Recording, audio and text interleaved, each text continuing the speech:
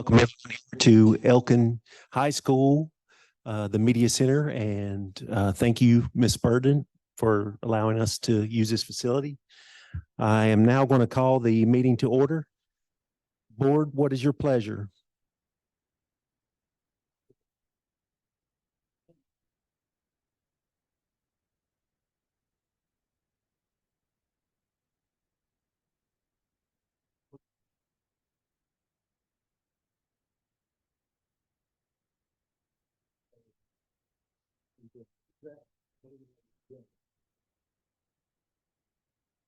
Motion by Mr. Wagner, is there a second?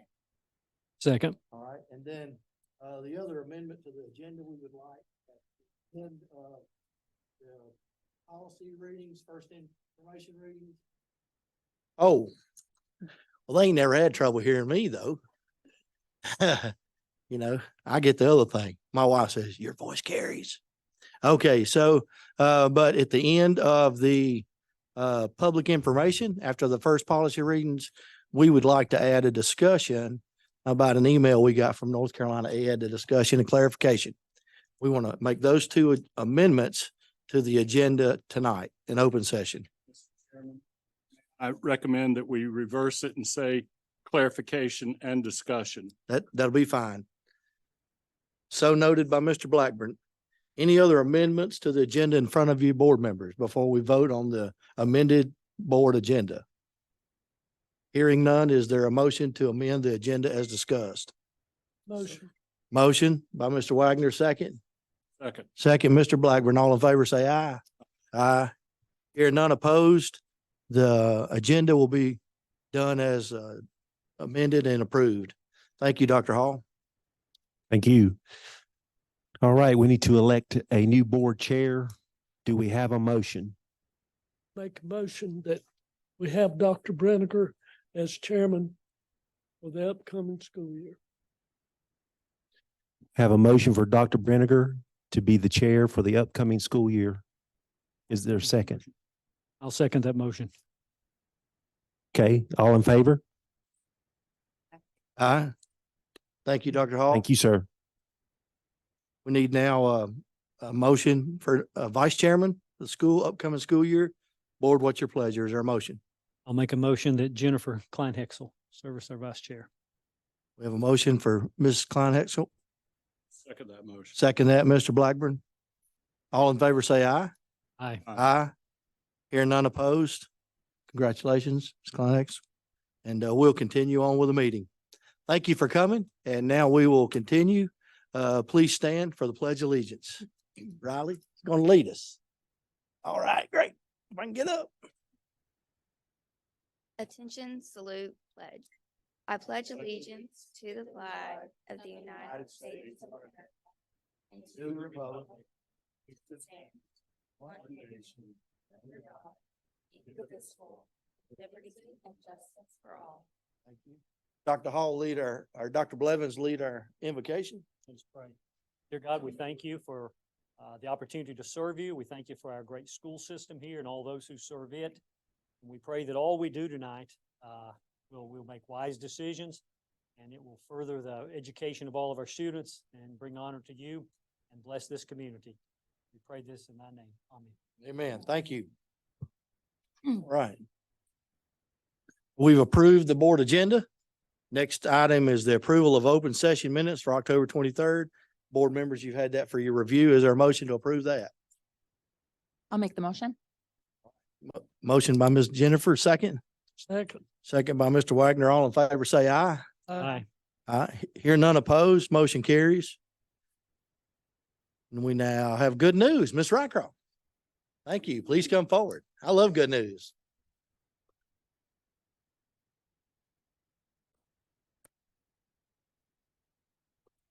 Good evening, Mr. Chairman, members of the board, Dr. Hall.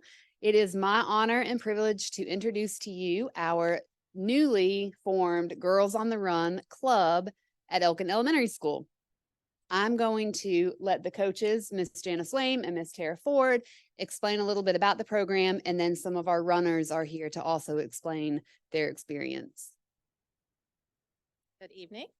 Evening. Tara Ford Hey. and Miss Janice Wayman and I decided that we thought it would be fun to form this group at school. Girls on the Run. It's been around for years. We've had something similar, I believe, years ago at Elkin Elementary, but I don't know if it was quite this. But it is a program that encourages young girls to build confidence, to build friendships, to build teamwork, to learn how to face adversity, which we had some days in September when it was 85 degrees running around the track at the elementary school. But basically the program is a 10-week program where by the end of 10 weeks, these girls are prepared to run a 5K.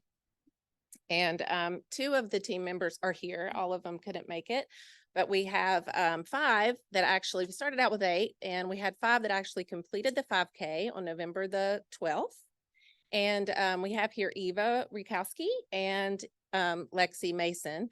We also had Allie Trent, Nora Thomas, and Savannah Engler, and they weren't able to be with us here tonight. But I wanted to let them tell you their favorite thing about it. And so we'll do that. Go ahead, Eva. Using team. Okay. Using teamwork. Okay. Great. Having fun and learning to be kind. Treat others the way you want to be treated. Okay, now you notice neither one of them said their favorite thing was running. We had some days where that wasn't our most fun thing to do, but overall we had a great time. I think we, as coaches, met some kids and formed relationships with kids that we might not have otherwise. And I think the girls, all of them, the one thing they had in common was that none of them had ever run a 5K or really run much at all. And they did it. They obtained a goal that they thought was unattainable. So it's a great program. Thank you.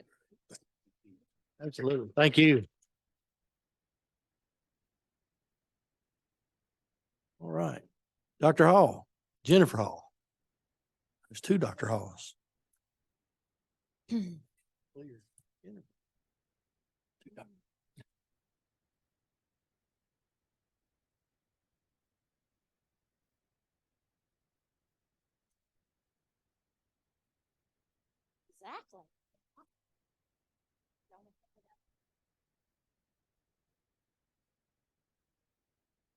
We're even actually just coming from basketball as well.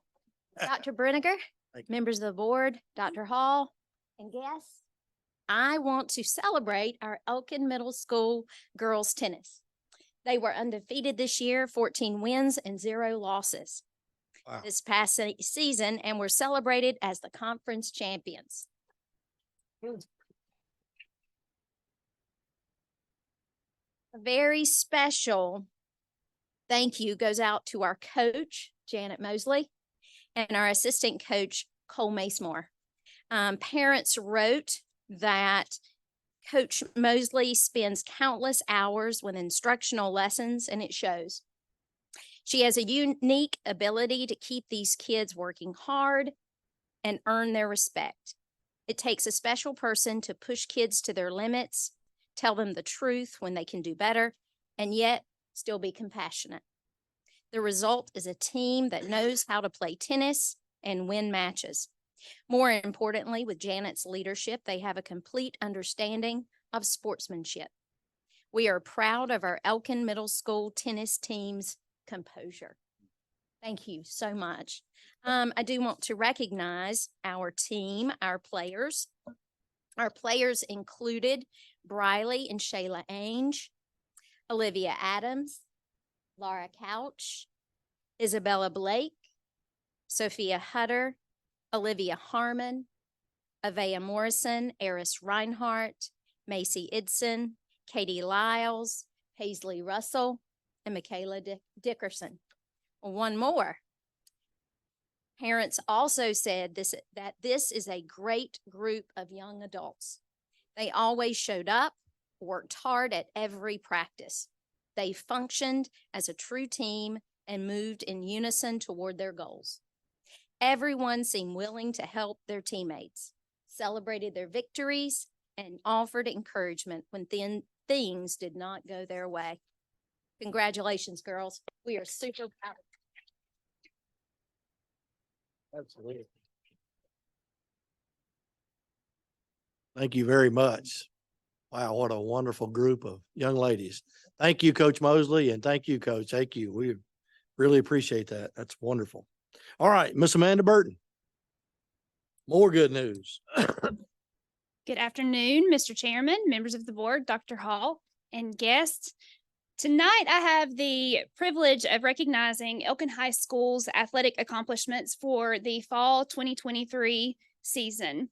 So you'll notice that I don't think there are any high school students here or coaches. If you know anything about Elkin High School, our kiddos are involved in multiple activities, and most all of our athletes play more than one sport. So there's a lot going on this time of year with winter sports already going full speed. So I will go ahead and begin. These are in they are in random order. They are in total random order.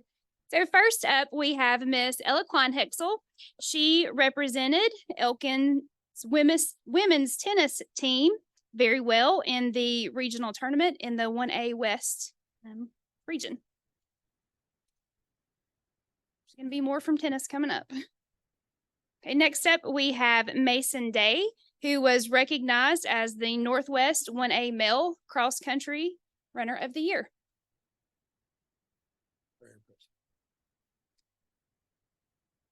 Have several accomplishments in men's soccer. Lucas Keller was the Offensive Player of the Year. Luke McComb was All Conference. Jeffrey Rodez was All Conference. Hank Sloop, All Conference. Lucas Hampton, All Conference. Christian Fuentes was an honorable mention. And then Alejandro Lopez Canobio was an honorable mention. Also, pretty impressive, Will Hurley, who is our new soccer coach, was named Coach of the Year. Next up, we have Maggie Sebastian, who was named the Northwest 1A Female Cross Country Runner of the Year. Cross country had several accomplishments. Mr. Shaw, if you'll go to the next one. That's okay. For men's and women's cross country, Mason Day was first place and the men's runner of the year. Mason Day, Luke Altmuller, Robert Libert were all named All Conference. Maggie Sebastian, again, she was first place and women's runner of the year. Reagan Spear was runner up. Maggie Sebastian, Reagan Spear, Sophie Welburn, and Maya Brown were named All Conference. And our women's cross country team, they were our conference champions. Coach Brown was the women's cross country coach of the year. Next up, we have women's golf. Sailor Billings was our 1A state championship representative. She placed 15th overall in the 1A West region. For volleyball, Lily Robbins was named All Conference. Maggie Tomlin and Presley Baker were both honorable mentions. Women's golf, Sailor Billings was All Conference. Michaela McGee, honorable mention. And Abby Thomas, All Conference. Our women's golf team finished third in the Northwest 1A tournament. Our Elkin women's cross country team, they were conference champions for the Northwest 1A. Team members consisted of Maggie Sebastian, Alyssa Davis, Reagan Spear, Maya Brown, Maggie Hall, Sophie Welburn, and Anna Hall. Our women's tennis all conference players named for Elkin were Alyssa Dickerson, Kendall Eads, and Ella Kleinhexel. There's another slide here for Coach Brown. Again, our women's cross country team had a lot of accomplishments this year, and he was the women's cross country coach of the year. More cross country. Mason Day finished 12th and qualified for the state meet. Maggie Sebastian finished 1st overall. She was a regional winner. Reagan Spear finished 8th overall. And in the region, our girls finished 4th in the region and qualified for the state as a team. And that team consisted of Maggie Sebastian, Reagan Spear, Sophie Welburn, Maya Brown, and Maggie Hall. I would like to congratulate our 2023 fall athletes and our coaches for their hard work and dedication to our student athletes. Elkin High School and our whole district is very proud of our students and our coaches and all of their accomplishments this year. And it looks like, from the looks of the middle school, that we have a lot more that we'll have coming up in the coming years. So congratulations.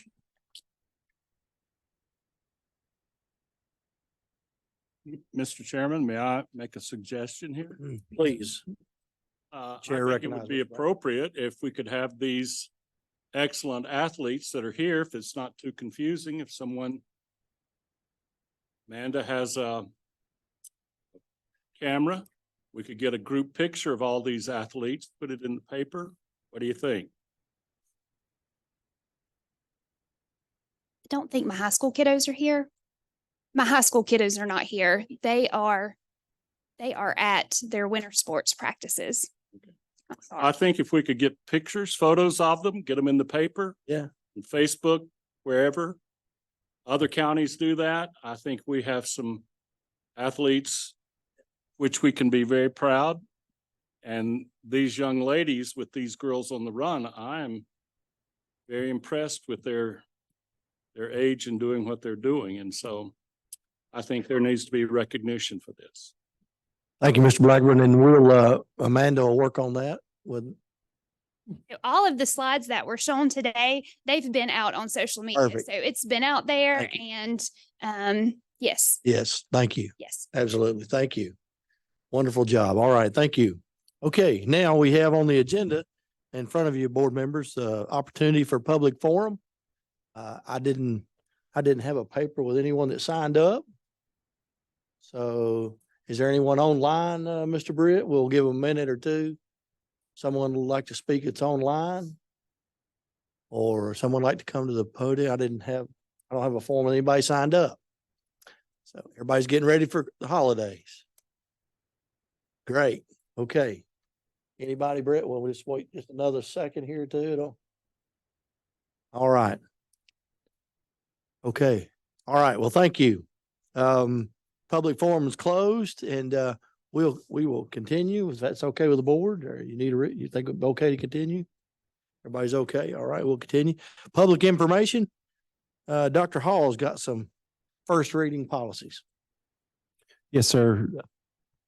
As you see before you, there are another list of policies that have been updated by the state board, and I believe Miss Allie may have some input on those, a couple of those policies.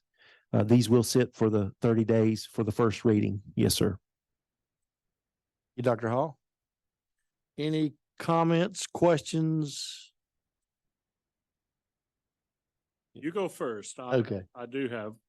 You need a microphone out at? No, I'm loud. Thank you. All Dr. Brenniger and members of Is the that- board. Thank you, Mr. Blackburn. Yeah. I looked over the policies for first reading, and of course, anything that you all want to ask questions about or suggest revisions to, you still have a second reading before you need to do that. My only thoughts as I read through it, and I think I emailed this to Dr. Hall, was, more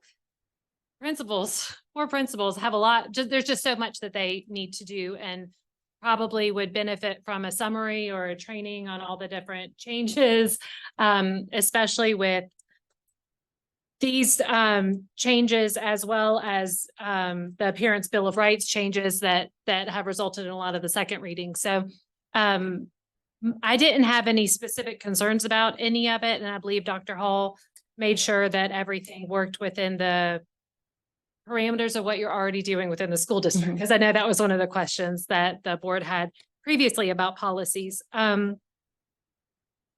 Just want to make sure that I didn't have any notes about anything that I had any legal concerns about. And of course, if you all have questions about changes or questions now, you can send them to Dr. Hall or Dr. Brinegar to send to me, or you can ask me about them.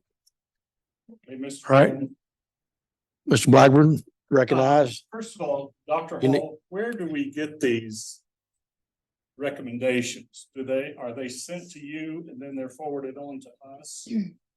Yes, they come to central office through the POS service that we use through the state board, state school board association. They gather those with their team and they tweak. I have looked through I think there's 11 or 12 of these this time. There's not a ton of tweaks on these, a couple of strike throughs on some verbiage. But like I said, there's not a ton of changes here with these. One of the big ones is probably the ethics one, and that's what she was speaking to about principals. Anyone with contract making duties, they're going to be required to have at least 2 hours of ethics training, and we've already started that through the INCASA, the North Carolina Association for School Administrators has provided us the training. And I've already shared that out with all of our administrators, and you go through the program, the modules, you take a test at the end. And if you pass that test, you get the certificate, and we'll keep those on file at central office. Yes, please.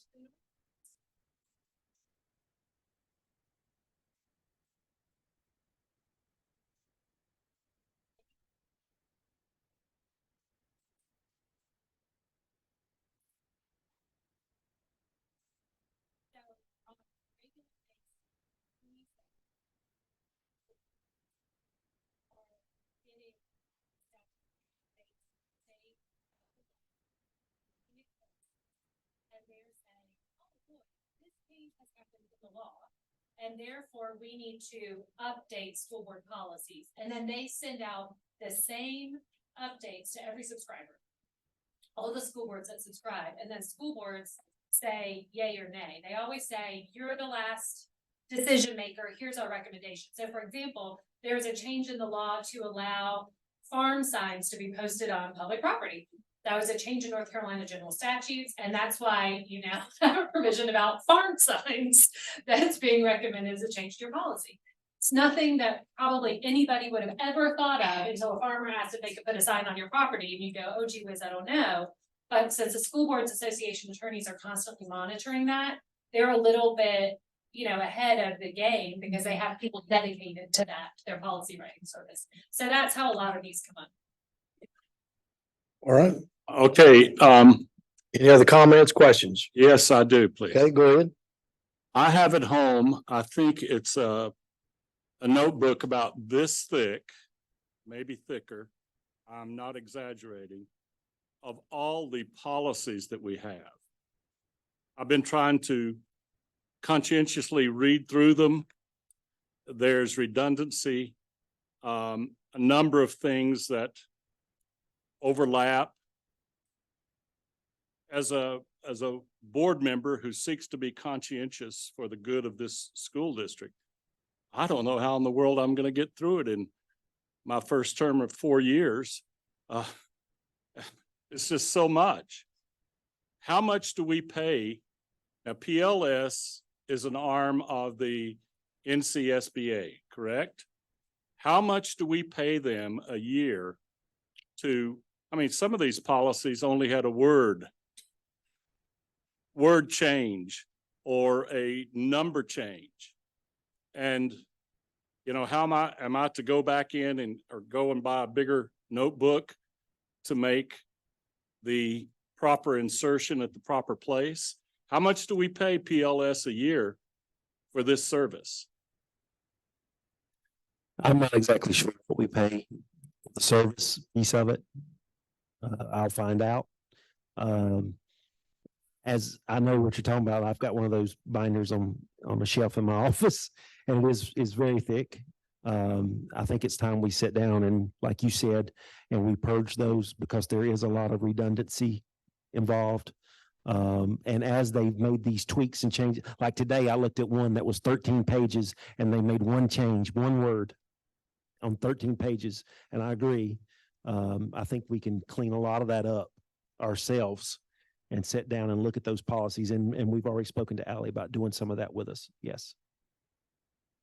I will say, over the past 55 years, the policy manual has been looked at, changed, tried to make corrections, and tried to reduce.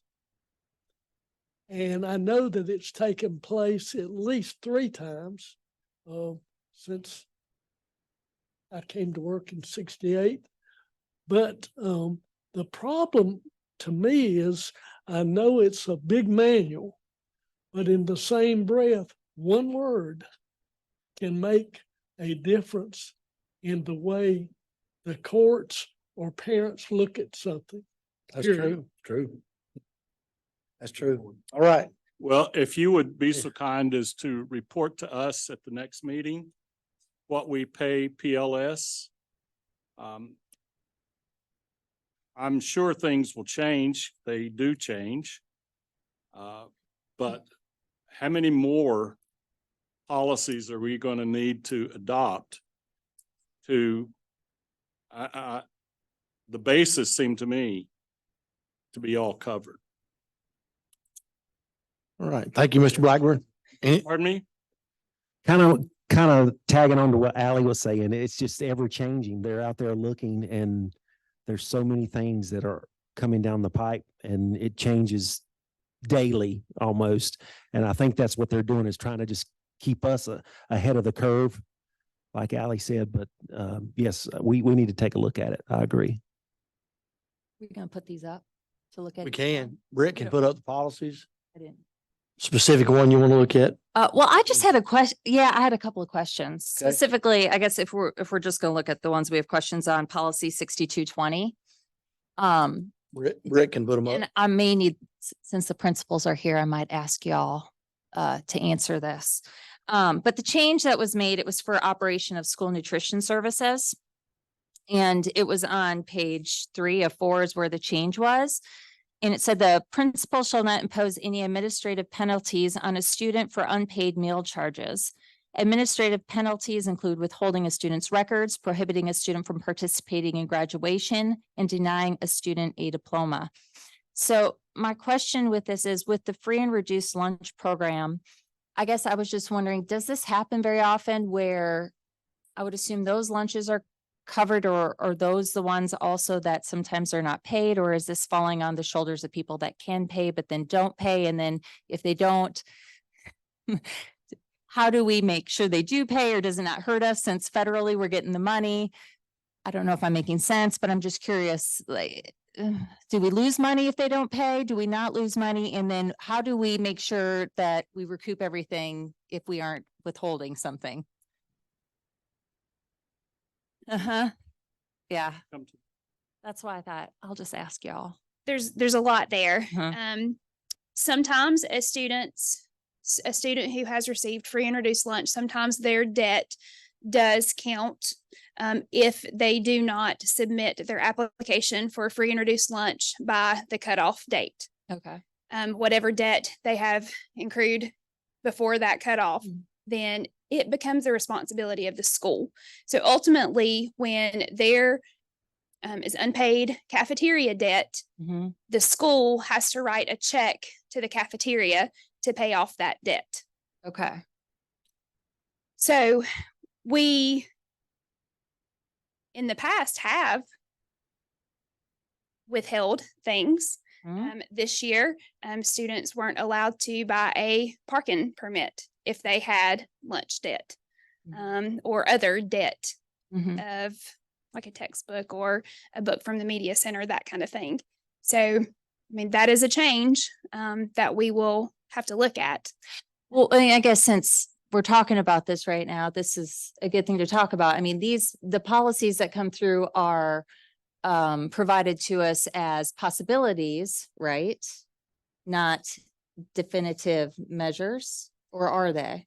This one I'll have to look at where the suggestion originated. It likely is part of the the federal free and reduced lunch program requirements that a school cannot withhold a diploma. That has been an issue for years, frankly, is schools were withholding diplomas and transcripts, which were causing students to have a hard time to get into college.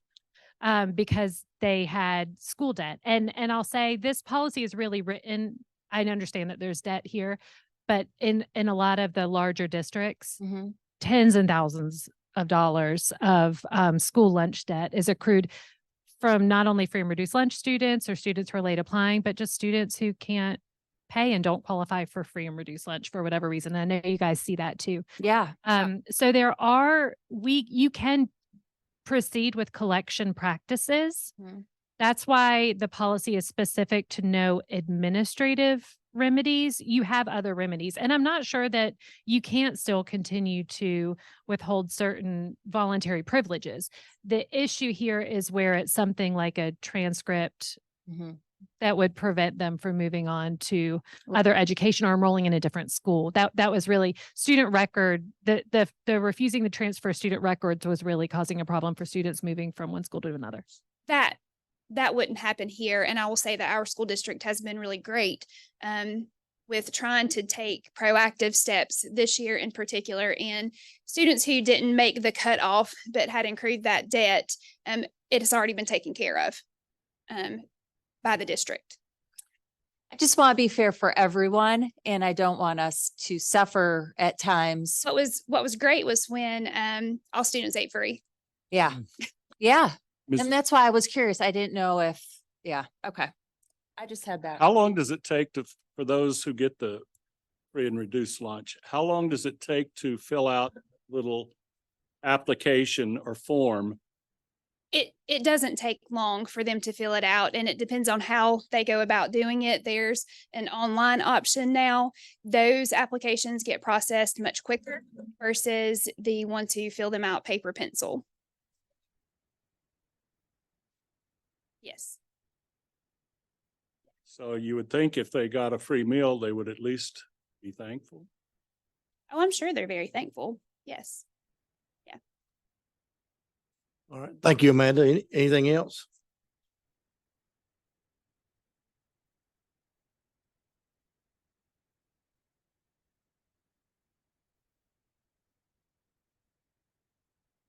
Can you come up front? That- I can't hear what you That would say. be Mary, that she asked, I'll say it for you.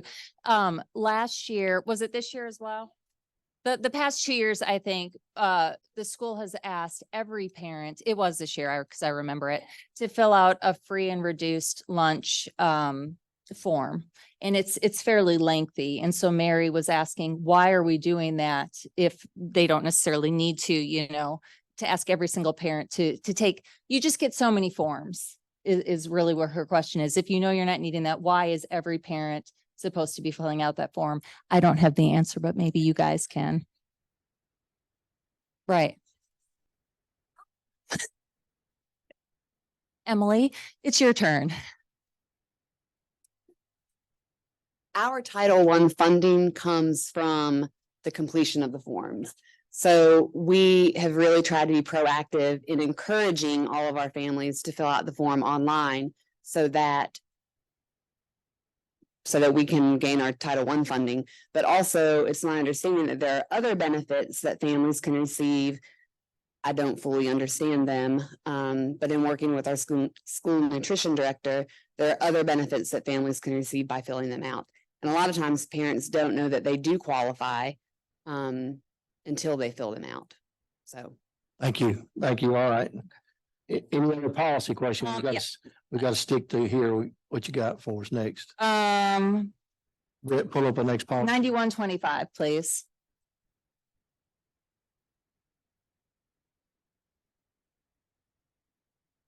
This is a question for you.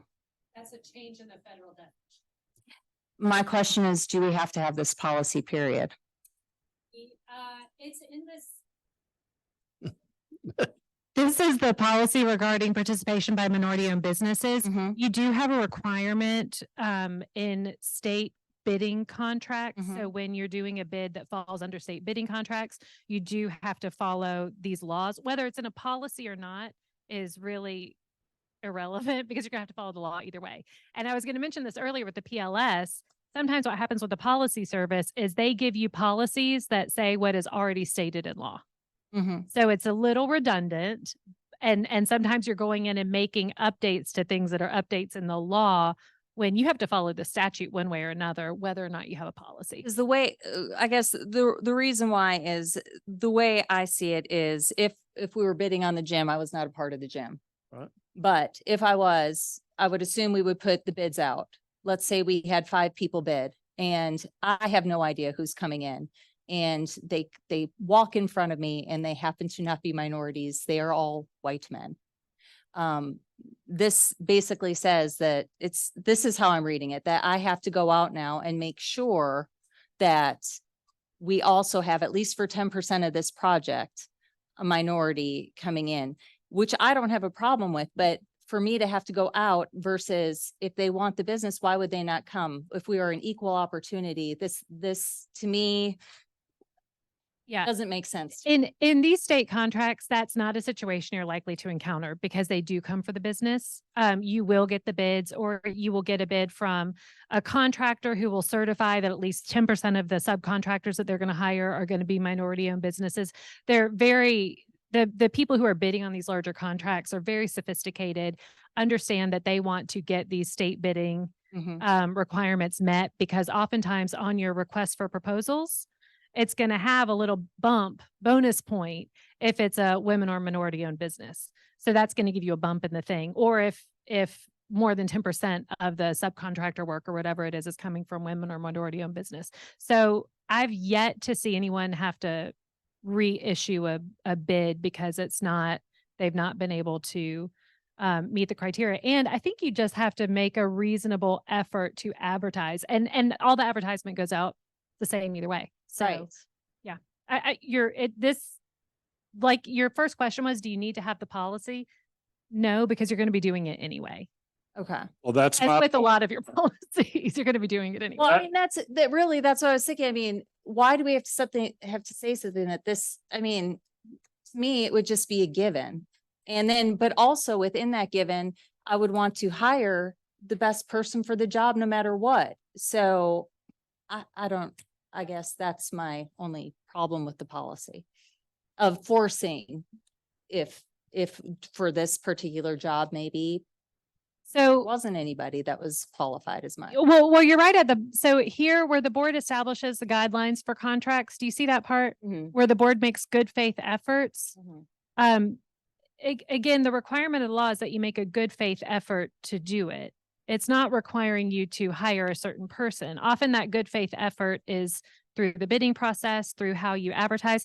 And if you have any projects coming up and we get to where this policy is in use, Mhm. certainly we can talk about that and what your bid paperwork looks like and how you're doing your request for proposals. Whoever if you were to hire like an engineer contractor together, they almost always use very similar standard paperwork, Mhm. RFPs that you can go in and tweak, but they already account for what the state bid guidelines are. So again, with or without the policy, you're going to end up in the same place. Okay.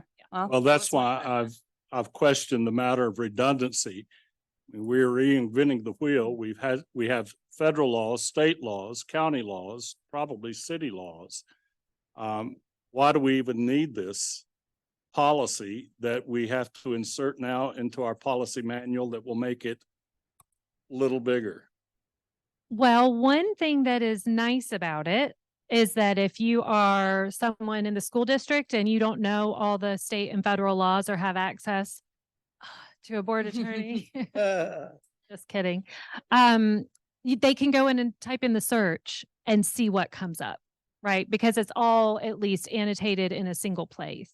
That is helpful as its own sort of directory for people who aren't as familiar with this stuff. So I'd say that that's a benefit. You don't have to go track down all the different, because it's true. The laws are everywhere. They're widespread. for education from the Constitution to state law and even local. So. Thank you. That's it. All right. Any other policy questions? Yes, Mr. Chairman. Policy 7100. Under A, general principles. We did this last year about this time, and I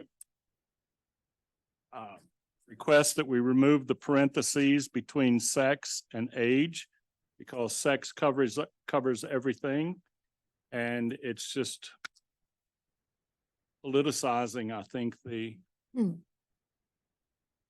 This is the change that added age to 40 or older. Is that what you're talking about? no, the one previous. Oh, you mean it's not, oh, it's not a change. You're talking about what's already in the policy No, it is a change. right here.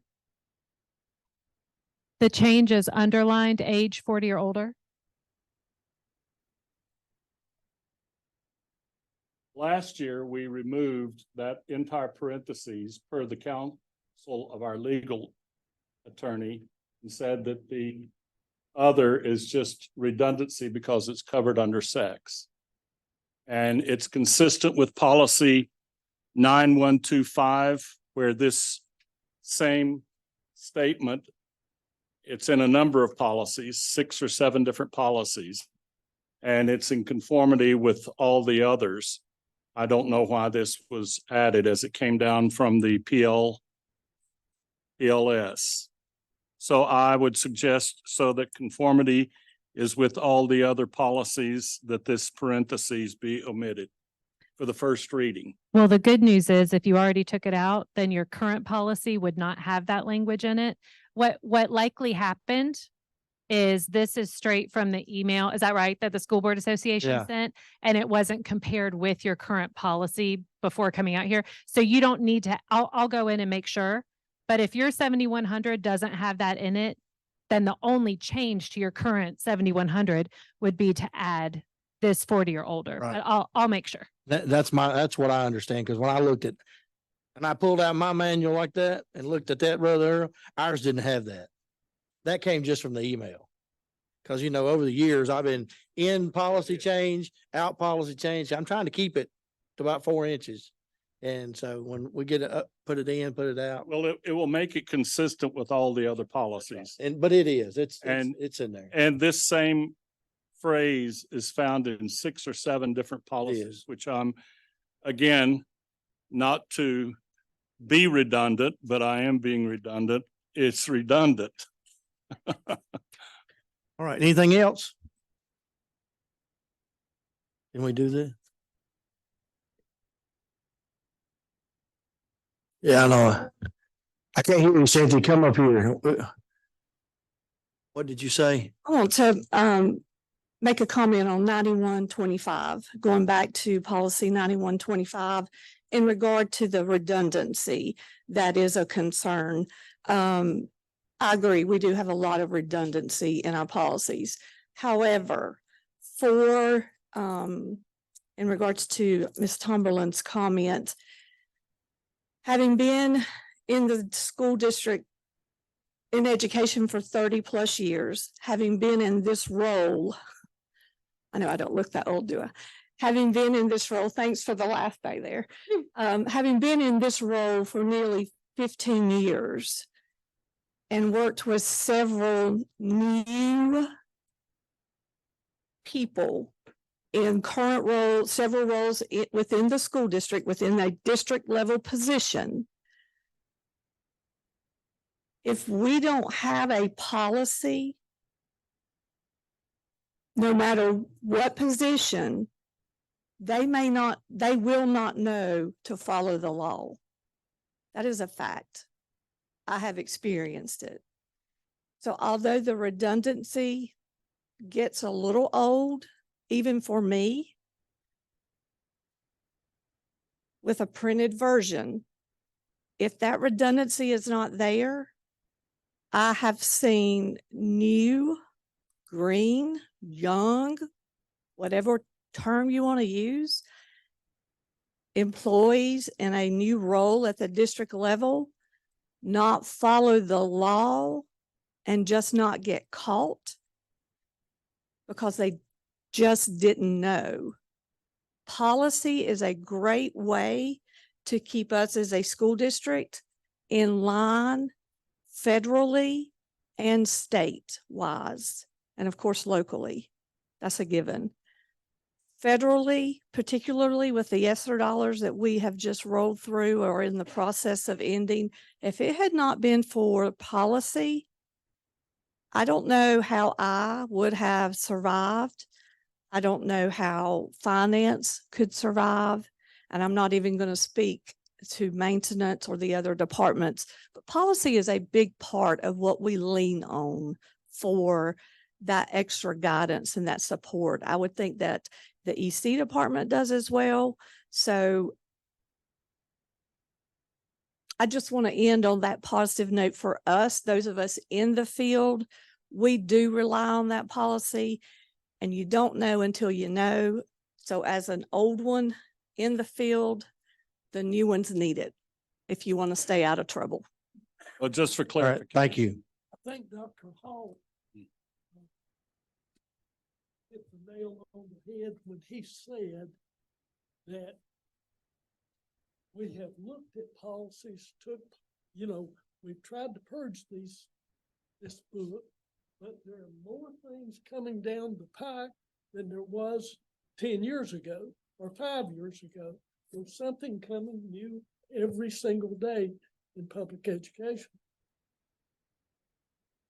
All right. Well, I just want to say I'm not opposed to policy at all. We've got to have policy on every level.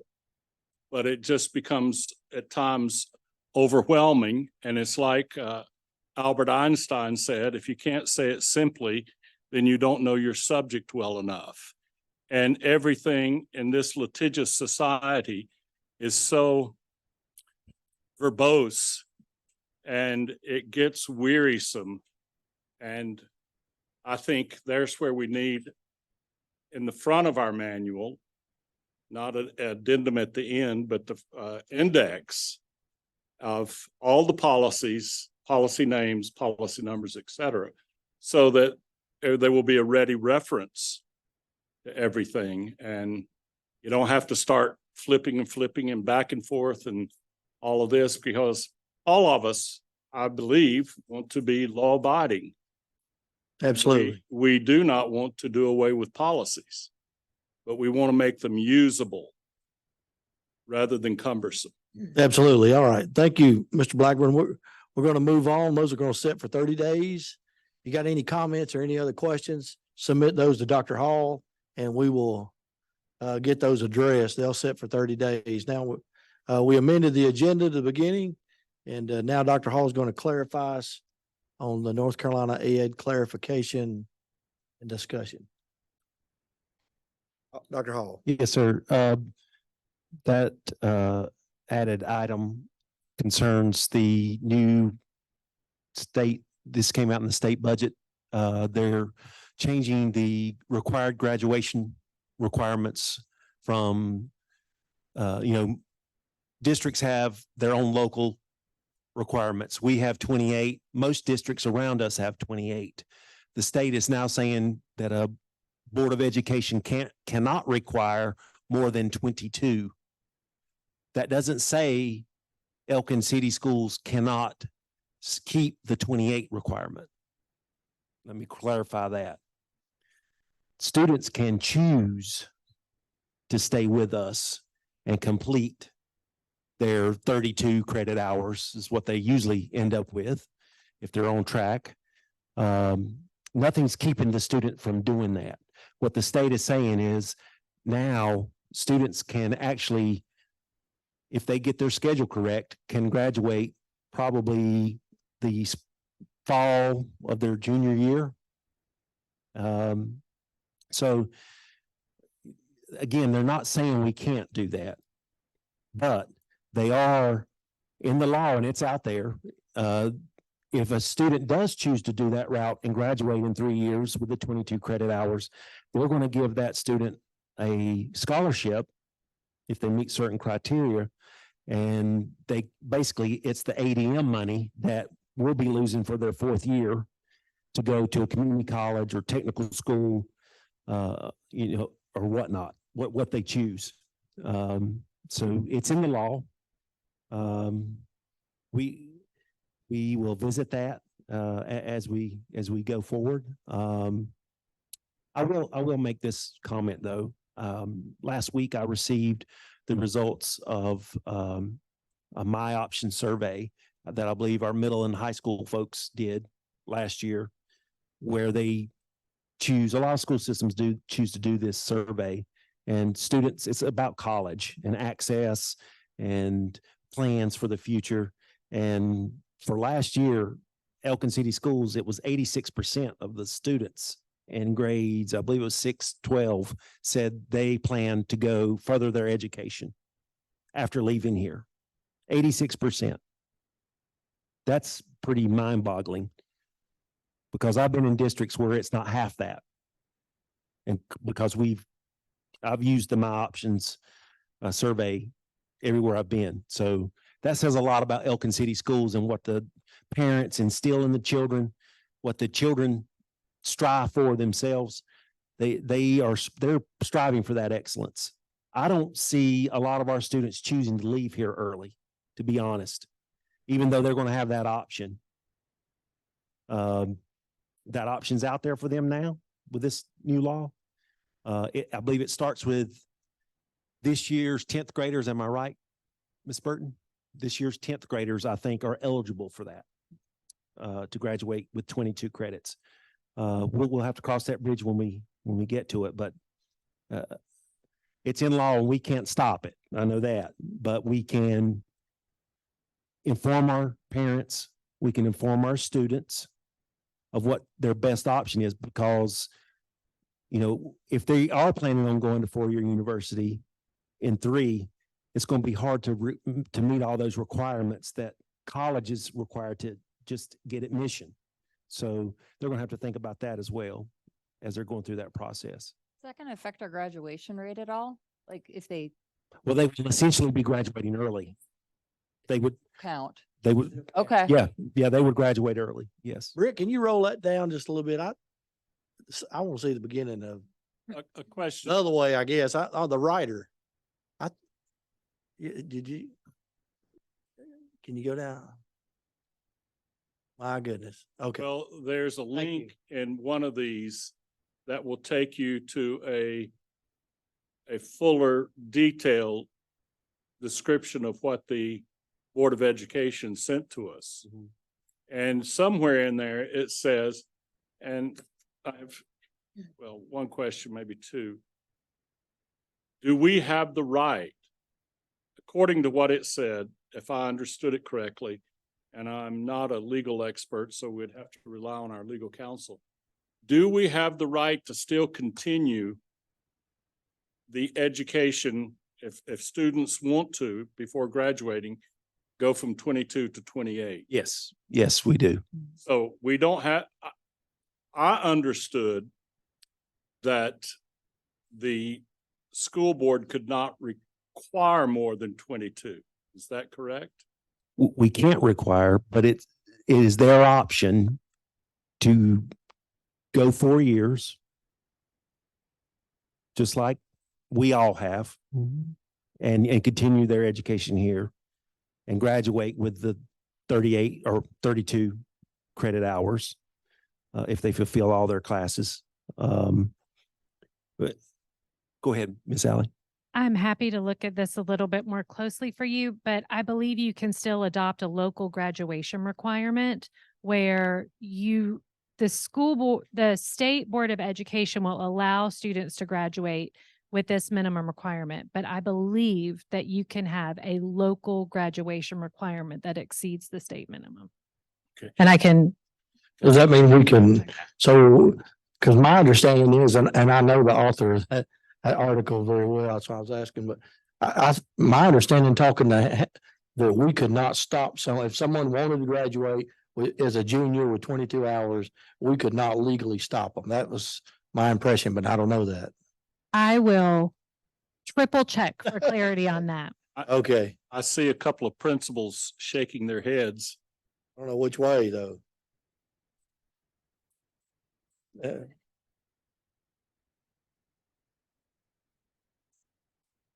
Right. That's right.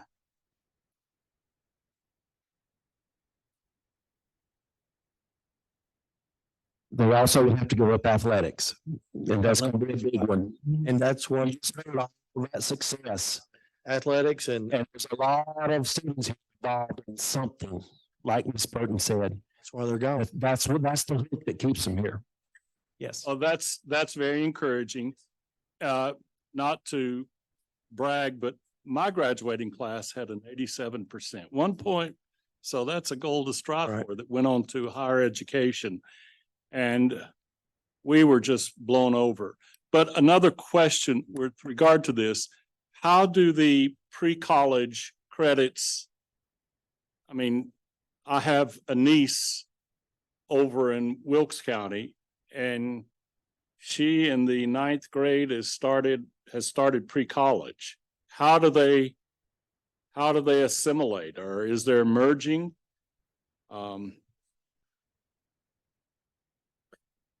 Early college. Yeah, early college, high school, they start in 9th grade, taking classes. That's one of my previous positions. I was principal at Stokes Early College High School in Stokes County, and they came in 8th grade. They usually have 2 college classes starting out. Mixed in with their high school courses, and they gradually add each high school courses, and they can actually graduate with a 2-year degree in high school. Yes. How many credits or units when they go to early college and finish everything? How many units will they have? Well, the 2 associates group, probably 68 somewhere in here. Yeah. Yeah, right. Now, my niece doesn't go to the high school. She goes up to Wilkes Community. Right. Yes. One of the things that she has said is a lost benefit is she doesn't have all of her classmates that she went to Yes. school with, and she's enjoying early college, but she doesn't have all the friends that she had. That's right. And, Yes, sir. and that's a decision that parents have to make Right. with their kids. My son, for that reason, he wanted to be in music and arts and band, and he wanted to just go the slow road. And, so that's parents, and they each make that decision. Yeah. Any other clarification, discussion? We need to move to action items. Anything else on as we move on? All right, action items, motion required. Board, what's your pleasure? We want to do these individually, or what do we want it as a group? What would be your privilege? Group, I would move that we okay? Accept them as a group. Is there any feedback on these, Dr.? We looked through these, the sit teams at the schools have looked through as well, and there's a couple of tweaks we'd like to make. Okay. Ally, you want to touch on some of the things we talked about? The primary one that I think was going to be difficult to adopt, it was based on a recommendation that the board gave after the first reading to policy 3540. Give you a second to get that one. Britt, pull that up for us. Yeah.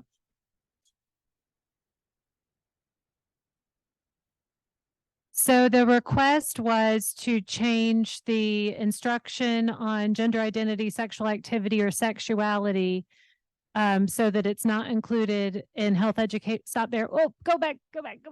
Right there. Thank you. So that it's not included in health education program in kindergarten through 12th, but you're required by law to have the health education program that discusses all the things below beginning in 7th grade. So it would conflict to not teach those things after 7th grade. So you could put kindergarten through 6th, but beginning in 7th grade, you have to address A, B, C, D, E, F, G, blah, blah, blah, all those things. And the gender identity, sexual activity, or sexuality are such broad topics that I don't see how you could teach safe sex, for example, or abstinence without touching on sex. Right. So I think that's it's not practical to change it from kindergarten to 12th, but I would suggest if you wanted to make it the maximum possible, kindergarten through 6th, And then I don't know, I think Dr. Hall also, the SIT teams had some input on that. Yes, we're also looking at the high school level, it mentions third parties. And we look at third parties to include our Apex, our North Carolina Virtual Public School, as well as our Surrey Community College courses that our students take. We as Elkin City Schools have no control over those curriculums. We can't guarantee they won't speak to these things if we blanket it and say K-12. And if, we were to get called out on it because, hey, my kid's taking this Surrey Community College class, but you said you weren't going to do that, then we're at fault because we've expanded it to cover that whole realm. That's what the SIT teams were looking at, which makes sense. Does. Because they include that little line in there, also third parties, and that's what the third parties are those other entities that also educate our children. Yeah. Any other amendments to these before we vote on them? Or any of the tweaks, you called it, a tweak? Tweak. That was the main one. Yeah, that was it. Actually, that was it for me. Okay. Well, then do we vote on these now, not having? I think we can still vote on them with a tweak. Yes. Tweak's not a change. Yes, you can vote on them. All right. You can vote on them if you want to adopt the proposed change to the 3540, which makes it kindergarten to 6th rather than kindergarten to 12th in that one area that you pointed out before. All right. Entertain a motion to approve. The policies has been tweaked and discussed. Motion by Mr. Wagner. Is there a second? Need a second to approve them? I'll make the second. Second by Dr. Blevins. All in favor, say aye. Aye. Any opposed? Aye. All right. Motion carries. Thank you. Dr. Hall, presentation, overnight field trip requests. Yes, sir. This is our trips for elementary school, Elkin Middle School, and Elkin High School. Those teams go to the convention, state convention, competitions.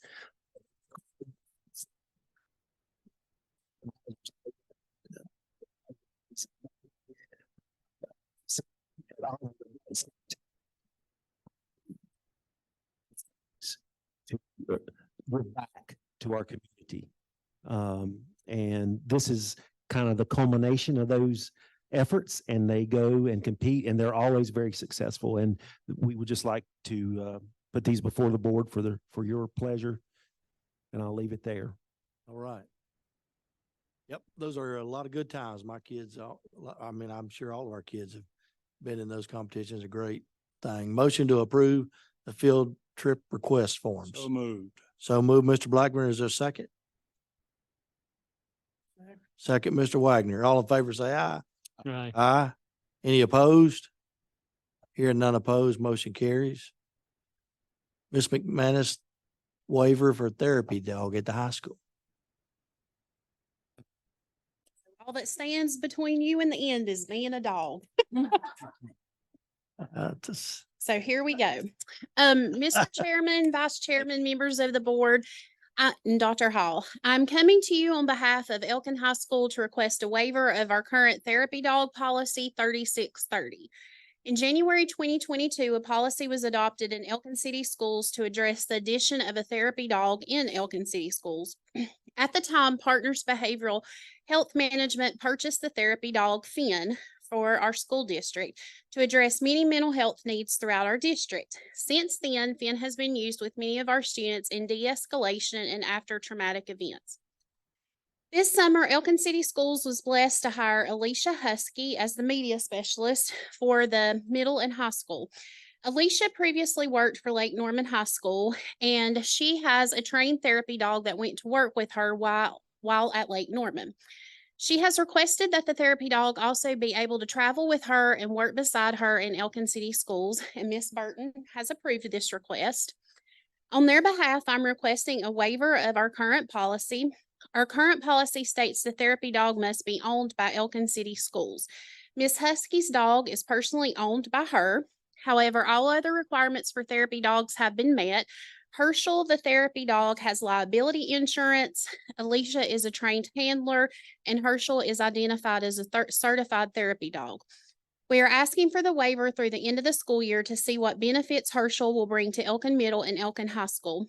Ms. Burton has also agreed if there is ever an event where the dog is needed at the elementary school, arrangements can be made prior for his services there. Since both Finn and Herschel will be at Elkin High School, arrangements have also been made with Finn's handler, Lyle Sacco, to ensure the two animals have no issues with interaction. I am asking if the board's pleasure is to waive the piece of the policy that the dog must be owned by the school for the remainder of this school year, and I will answer any questions you may have. First of all, I am very much in favor of therapy dogs, plus other animals. I know people that have used cats, even one, a parrot. And so I'm in favor of those. And I have been a beneficiary of those as well, 19 years ago in my cancer surgeries. But does this lady, I don't have the email before me, is she required to have this therapy, or does she need this therapy dog with her? It is not a service dog. So if it were a service dog, we would be required to let her have him with her no matter what. It is a therapy dog that she has used in the past. Okay. It's not. Oh, I'm sorry. No, it's not her personal dog, like a seeing eye dog or for her emotional well-being. It is truly a trained therapy dog. She has given me all the paperwork, the documentation of where she's the handler, the insurance policy, everything that we had to have with Finn, we have for Herschel, but he is just not owned by us. Do we pay for that, or does she pay for that? She paid for every bit of it. So there is no cost to the district for this dog. I have no objection. I guess another question, is another therapy dog needed? You think so? Then that settles it for me. Yes, Finn does have constraints now, because when Finn first came here, his handler was Paige Edwards. So she was a counselor and she had the ability, to travel throughout the district. So when Paige decided that she could no longer take care of Finn, we were in a position that we had to find Finn a new home. And so at that time, the only person that would take him and was agreeable to it was one of my EC teachers, Lyle Sacco. So Finn is actually pretty much just here at the high school all the time, in Lyle's room a lot. He goes into some of the other EC classes. He has been to the elementary school. For example, when we had the gun on campus, he went to school the next day. I allowed Lyle to take him to the elementary school to visit with those kids. There's a little bit of flexibility, but not much. And in Alicia's position, there would be a lot more flexibility than a classroom teacher. Mm-hmm.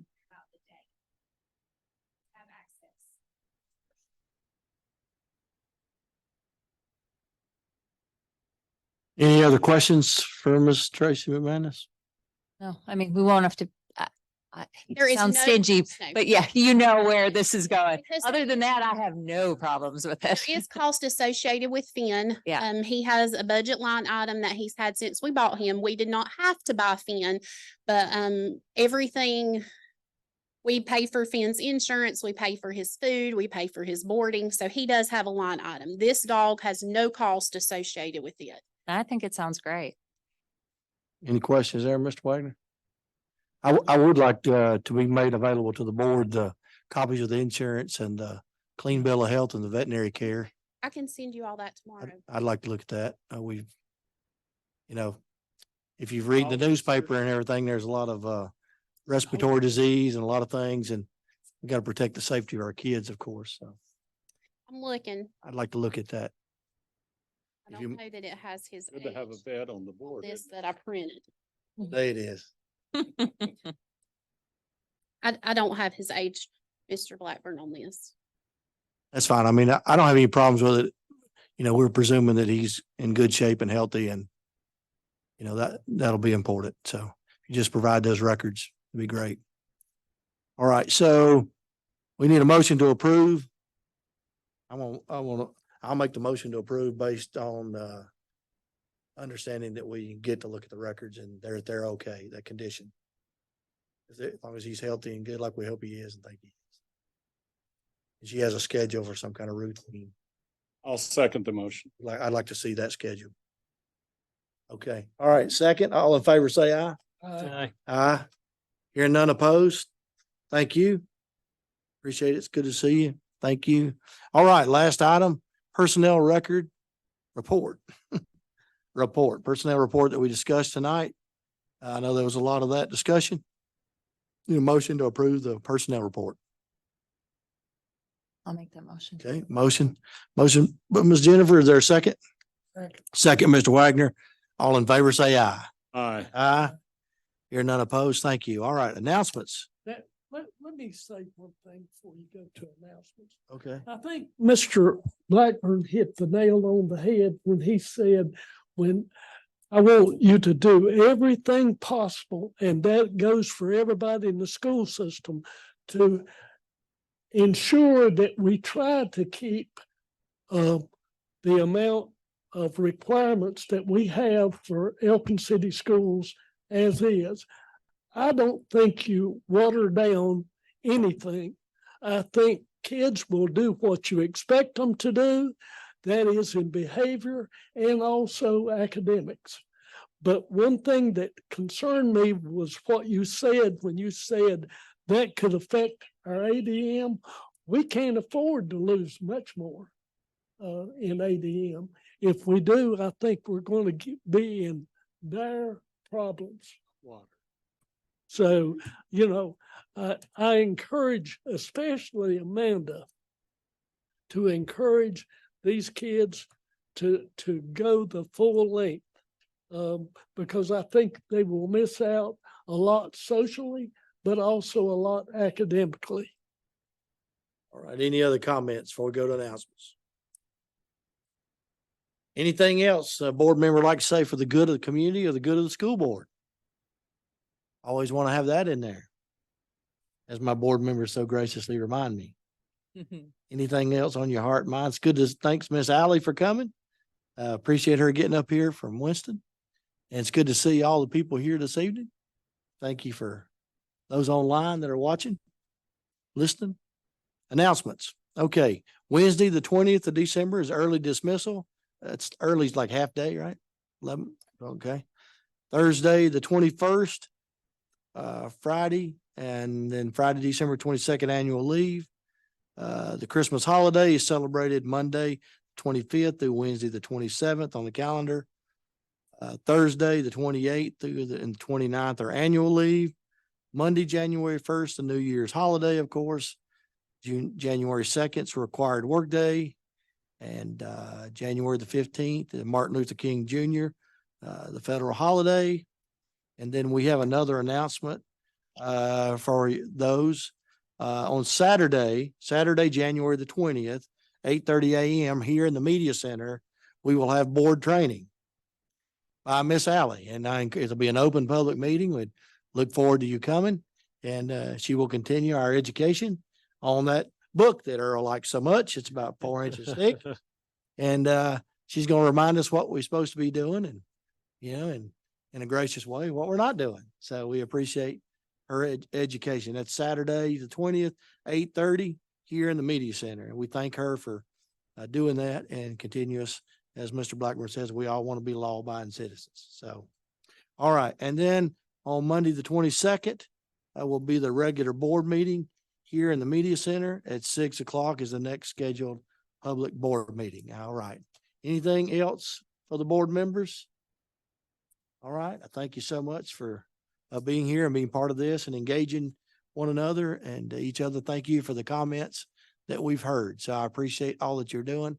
I know from the board, I personally want to wish all of you a very happy holiday season. And that's very important. I thank you for what you do. I appreciate all that the teachers and administrators and the parents, and just thank you for what you do. It's just always a great day to be a buck and elk. I thank you. Any other comments from board members? Yes, I just appreciate the principals. I'm more and more realizing what a load you carry. And even your feedback tonight about this Herschel. That, I know you receive feedback from your teachers, the principals give feedback to Dr. Hall, the superintendent, and the administrators as well. We need that feedback to help us make informed decisions. And I appreciate it. Thank you, Mr. Blackburn. Anybody else? Larry, you look like you're about to bust. You good? No, I'm good. Okay. Always good. All right. I know you're always good. I just want to make sure. Anybody else want to speak on behalf of the board? Hearing none, I'll entertain a motion to adjourn. So moved. So move, Mr. Blackburn. Is there a second? Yes, I second. Second, Ms. Jennifer, all in favor, say aye. Aye. Hearing none opposed, we are adjourned. Happy holidays. Thank you so much.